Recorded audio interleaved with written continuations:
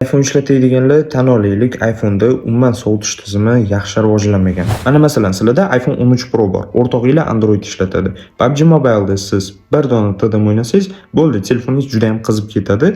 O'rtog'inglar ikki tushda o'ynamaydimi, unisini farqi yo'q. Qizimaydi. Qanaqa qiziqga savol berasizlar? Androidlarda baribir ham sovutish tizimiga ko'proq ahamiyat beriladi. Agarda isish ehtimolini sezdimi, Androidlarda farqi yo'q. Protsessorga bor nagruzkani bermaydi, bor resurslarni ishlatmaydi. Shuni hisobiga ham sovuqligini ancha muddatga ushlab turadi. iPhone'larga umuman farqi yo'q. Bu resurslarni boricha sizlarga yetkazib berish uchun protsessordan bor nagruzkani oladi, bor resurslarni sizlarga yetkazib beradi. Shuni hisobiga ham o'sha qizib ketgungacha ham FPS-lar berishini ishlaydi. Hech qanaqa Android bunaqa FPS bera olmaydi va bunaqa tiniq ishlab bermaydi. Shuni hisobiga ham o'rtoqlar iPhone'larga farqi yo'q. Endi qizib ketgandan keyin o'zi bilasizlar, shu ekranni yarkisini tushirib qo'yadi va sekin-sekin FPS-ni tushirib yuboradi, gersovkasini tushib ketadi. Agar 120 Hz da o'ynasanglar, shu 60 Hz gacha ham tushib qoladi.